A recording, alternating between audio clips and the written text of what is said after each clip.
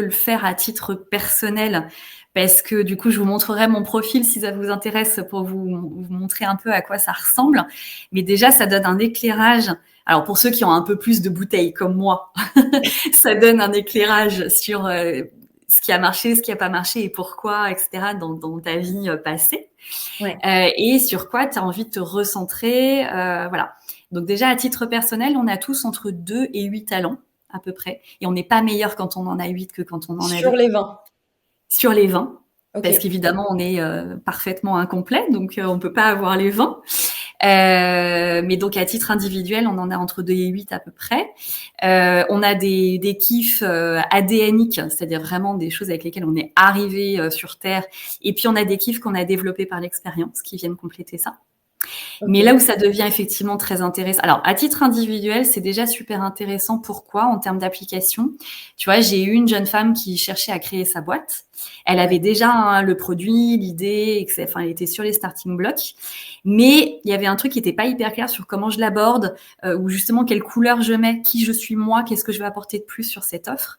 Et en fait, elle a fait un switch à 180 degrés après avoir fait son mapping parce que comme moi, elle était très conseil et stratégie pendant 15 ans. Donc, elle s'était mis un peu dans cette bulle-là. Et en fait, en faisant son test, elle avait 0 talent dans cette zone-là. Alors, une fois de plus, kiff, hein, pas capacité. Hein, ça veut pas dire qu'elle savait pas très bien faire. Oui, oui. Qui Mais elle t'éclate, avait quoi. 0 talent dans cette zone-là. Ce qui lui a coûté, d'ailleurs, elle me dit, ah oui, effectivement, j'avoue, je suis fatiguée, c'est pour ça que j'ai tout arrêté. Et en revanche, elle, toutes ses zones de kiff étaient dans les créatifs. Et en fait, du coup, ça n'a pas changé son produit, son idée, etc. Mais ça a complètement changé, un peu comme moi, en fait, ma façon d'aborder le coaching. Mindset. Ouais. Ouais, Ta perspective face à la même idée, quoi. L'angle exactement. La par lequel tu l'abordes. spécificité qu'elle allait apporter dans son projet. Et aussi, et du coup, j'enchaîne sur la question que tu posais, comment elle allait s'entourer et Ouais. comment elle allait éventuellement s'associer ou créer des équipes.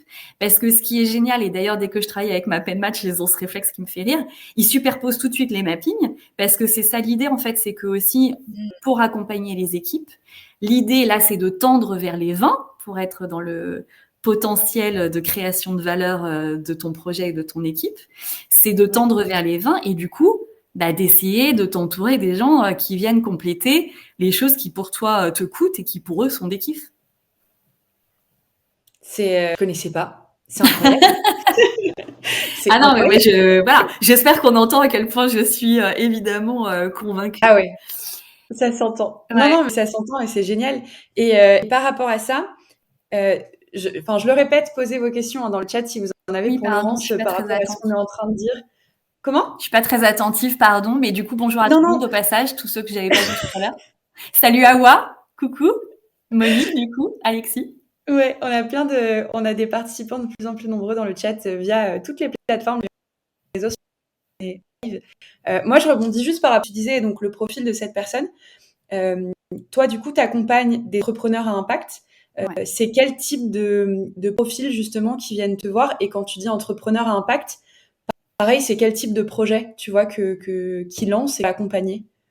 Donc, ce qu'on appelle les entrepreneurs à impact ou entrepreneurs à mission, c'est vraiment tous ceux qui ont une volonté de créer un monde un petit peu meilleur. Donc, avec un engagement environnemental ou sociétal, en fait. Donc, ça peut Ouais. être aussi bien des formateurs RSE que des créateurs. Alors, j'avais reçu aussi sur mon podcast qui est grave en stand-by, le pauvre. Mais, mais j'y reviendrai, qui s'appelle Impactor, sur lequel il y a déjà une dizaine d'interviews d'entrepreneurs à impact.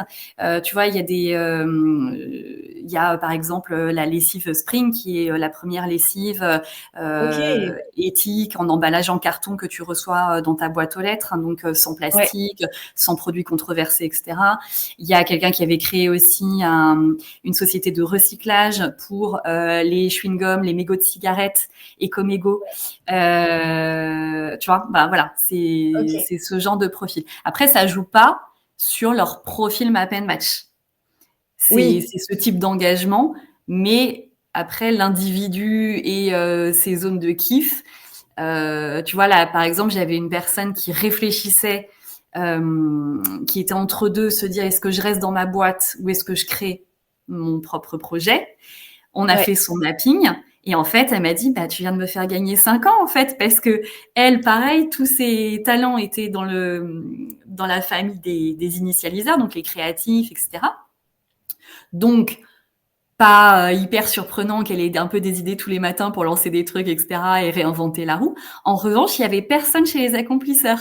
Donc, ça crée un peu un problème parce que, bah, les idées, Ouais. c'est bien, mais si t'as personne pour les réaliser, y être sur le terrain et les faire, bah, ça crée un souci. Donc, ça veut pas dire pas d'entrepreneuriat, ça veut juste dire, si je me lance, ce sera sans doute pas toute seule.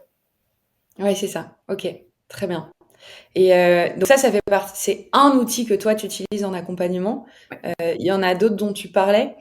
Globalement, n'hésitez pas et j'aimerais bien moi savoir que quelqu'un, tu vas poser la question dans le chat ou enfin, comment tu, en dehors de cet outil, comment tu trouves réellement ton kiff, tu vois, parce que ça va aussi, en fait, je fais le lien avec le live de la semaine dernière, tu vois, avec Ouais. Thibaut Bergamini, on parlait énormément de confiance en soi, d'estime de soi, d'affirmation de soi. Donc j'imagine que tu as ces outils-là qui te permettent de dire, ok, c'est ça, les zones dans lesquelles tu vas pouvoir trouver ton kiff, mais globalement, il faut le définir, ce kiff. Mhm. Tu vois? Comment est-ce que tu conseilles aux personnes, toutes ces boîtes dont tu parlais, ils viennent te Ok. voir à quel stade? Tu vois? Est-ce que c'était au stade de l'idée? Est-ce qu'il y avait déjà un projet, il y avait besoin de remettre du boost justement sur retrouver son kiff? Alors effectivement, alors moi j'ai, je dirais 3 profils de personnes que j'accompagne. J'ai le profil dont je viens de parler et que tu dis aussi, qui est la personne un peu en hésitation. Je suis arrivée un peu en bout de course dans mon job, etc. J'hésite à monter un projet, etc. Et qui, voilà, un peu à la croisée des chemins. De à quel endroit je serais le mieux, le plus confortable, le plus épanoui pour les années à venir. Et donc il y a cette première réflexion. Donc ça, c'est une Ouais. étape. Moi, j'interviens pas tellement sur construire son offre, par exemple. OK. Construire son offre, avoir l'idée. C'est pas là où moi je suis la meilleure. Notamment, je comprends d'ailleurs grâce à mon profil M'appelle Match. Parce que j'ai pas le profil du créatif from scratch. Moi, j'ai le profil du créatif qui se base sur un existant. Ben, comme j'étais décoratrice, c'est exactement ça en fait. C'est t'as Ouais. de l'existant, t'as un appart, t'as des meubles, t'as des couleurs. Comment j'agence tout ça pour que ce soit au OK. mieux, etc. Et donc en coaching, voilà, pour faire un parallèle qui parle aux gens, en coaching, moi, c'est là où je suis la meilleure aussi. OK. C'est-à-dire quand l'idée est déjà là, le projet est lancé, et bah, on arrive, on se lance un peu, il y a là, super, je vais révolutionner le monde. En général, au début, l'énergie, elle est là, voilà, l'envie, elle est là. Et c'est un peu plus tard. Il y a souvent une Ouais. réalité, il y a un temps long de l'entrepreneuriat, il y a, en ce qui me concerne, une impatience affreuse qui te, tu te sens freiné, ça ne va jamais au rythme que tu souhaiterais. Et là, tu commences à t'épuiser. Et surtout, tu as oublié un truc en général en cours de route. Tu as Ouais. même oublié 2 choses en général en cours de route quand on vient me voir. La première, c'est ton why. C'est-à-dire qu'en général, tu as un peu Ouais. déconnecté. Tu es tellement la tête dans le guidon que parfois, tu as oublié pourquoi. Ça paraît caricatural, mais honnêtement, c'est véridique. Hein. Tu as un On peu a, oublié ouais. pourquoi tu avais créé ton projet. Quel est et donc, il y a une reconnexion à faire, en fait, avec ça. Et Ouais. ça, je l'ai vécu, un exemple parlant d'une jeune femme qui a créé tout un projet autour de la connexion humaine. Ouais. Pourquoi? Parce qu'elle-même, c'était vital pour elle d'être en connexion. Sauf qu'en fait, le projet a pris une tournure